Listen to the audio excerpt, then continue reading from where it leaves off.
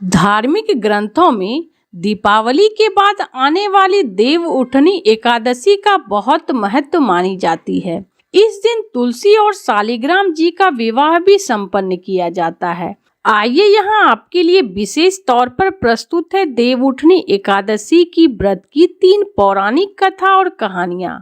सत्यभामा और रुक्मिणी की कथा। भगवान श्री कृष्ण की पत्नी सत्यभामा को अपने रूप पर बड़ा गर्व था। वे सोचती थी कि रूपवती होने के कारण ही श्री कृष्ण उनसे अधिक स्नेह रखते हैं। एक दिन जब नारद जी उधर गए तो सत्यभामा ने कहा कि आप मुझे आशीर्वाद दीजिए कि अगले जन्म में भी भगवान श्री कृष्ण ही मुझे पति के रूप में प्राप्त हो। नारद जी बोले, नियम यह है कि यदि कोई व्यक्ति अपनी प्रिय वस्तु इस जन्म में दान करे तो वह उसे अगले जन्म में प्राप्त होगी। अतः आप श्री कृष्ण को दान के रूप में मुझे दे दो तो वे अगले जन्मों में जरूर मिलेंगे। सत्यभामा ने श्री कृष्ण को नारद जी को दान रूप में दे दिया। जब नारद जी उन्हें ले जाने लगे तो अन्य रानियों ने उन्हें रोक लिया। इस पर नारद जी बोले, यदि श्री कृष्ण के बराबर सोना व रत्न दे दो तो हम इन्हें छोड़ देंगे। तब तराजू के एक पलड़े में श्री कृष्ण बैठे तथा दूसरे पलड़े में सभी रानियां अपने अपने आभूषण चढ़ाने लगी, पर पलड़ा टस से मस नहीं हुआ। यह देखकर सत्यभामा ने कहा,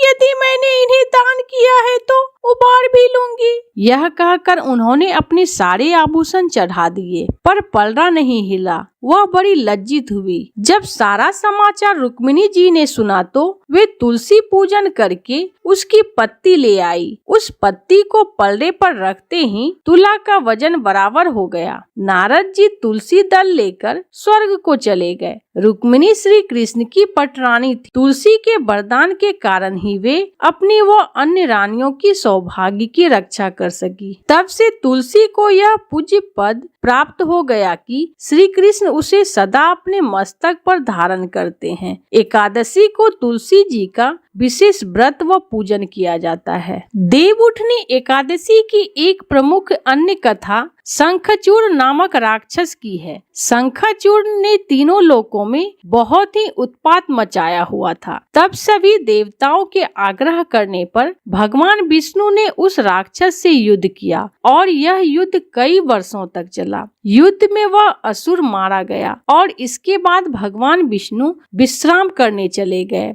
कार्तिक शुक्ल एकादशी के दिन भगवान विष्णु की निद्रा टूटी थी और सभी देवताओं ने भगवान विष्णु की पूजा की थी। शिव महापुराण के अनुसार पौराणिक समय में दैत्यों का राजा दंभ हुआ करता था। वह बहुत बड़ा विष्णु भक्त था। कई सालों तक उसके यहाँ संतान नहीं होने के कारण उसने शुक्राचार्य को अपना गुरु बनाकर उनसे श्री कृष्ण मंत्र प्राप्त किए। यह मंत्र प्राप्त करके उसने पुष्कर सरोवर में घोर तपस्या की।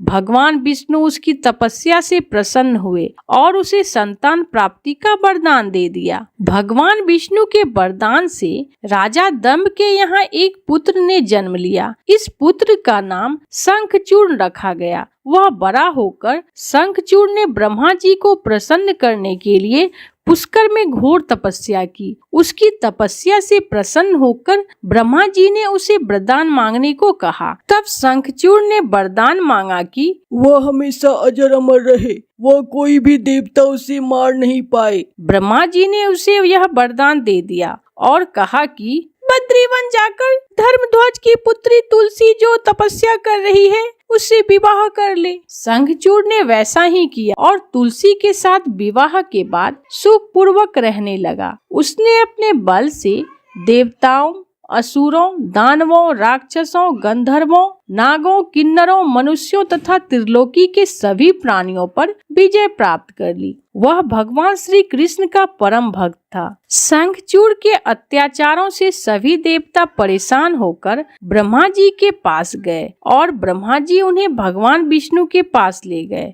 भगवान विष्णु ने कहा कि शंखचूड़ की मृत्यु भगवान शिव के त्रिशूल से ही होगी, अतः आप उनके पास जाएं। भगवान शिव ने चित्ररथ नामक गण को अपना दूत बनाकर शंखचूड़ के पास भेजा। चित्ररथ ने शंखचूड़ को समझाया कि वह देवताओं को उनका राज्य लौटा दे, परंतु शंखचूड़ ने मना कर दिया और कहा कि वह महेश्वर से युद्ध करना चाहता है। भगवान शिव को जब यह बात पता चली तो वे युद्ध के लिए अपनी सेना लेकर निकल पड़े। इस तरह देवता और दानवों में घमासान युद्ध हुआ, परंतु ब्रह्मा जी के वरदान के कारण शंखचूड़ को देवता नहीं हरा पाए। भगवान शिव ने शंखचूड़ का वध करने के लिए जैसे ही अपना त्रिशूल उठाया, तभी आकाशवाणी हुई कि जब तक शंखचूड़ के हाथ में श्री हरि का कवच है और इसकी पत्नी का सतीत्व अखंडित है, तब तक इसका वध असंभव है। आकाशवाणी सुनकर भगवान विष्णु वृद्ध ब्राह्मण का रूप धारण कर शंखचूड़ के पास गए और उसने श्री हरि कवच दान में मांग लिया। शंखचूड़ ने यह कवच बिना किसी संकोच के दान कर दिया। इसके बाद भगवान विष्णु शंखचूड़ का रूप बनकर तुलसी के पास गए। शंखचूड़ रूपी भगवान विष्णु ने तुलसी के महल के द्वार पर जाकर अपने विजय होने की सूचना दी।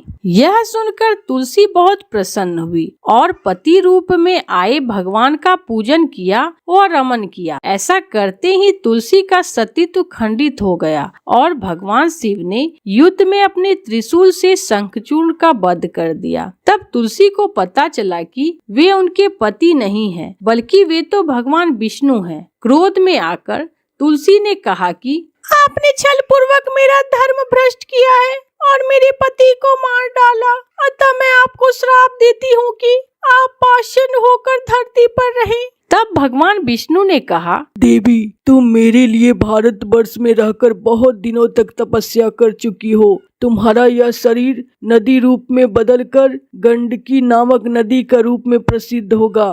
तुम पुष्पों में श्रेष्ठ तुलसी का वृक्ष बन जाओगी और सदा मेरे साथ रहोगी। तुम्हारे श्राप को सत्य करने के लिए मैं पाषाण शालिग्राम बनकर रहूंगा। गंडकी नदी के तट पर मेरा वास होगा। हिंदू धर्म मान्यता के अनुसार देव प्रबोधिनी एकादशी के दिन तुलसी शालिग्राम विवाह करने से अपार पुण्य प्राप्त होता है। इस दिन श्री हरि को निद्रा से जगाने तथा भगवान शालिग्राम व तुलसी का विवाह संपन्न करने से समस्त शुभ मांगलिक कार्यों का प्रारंभ हो जाता है। भगवान विष्णु के सुंदरी रूप की कथा। एक राजा था, उसके राज्य में प्रजा सुखी थी।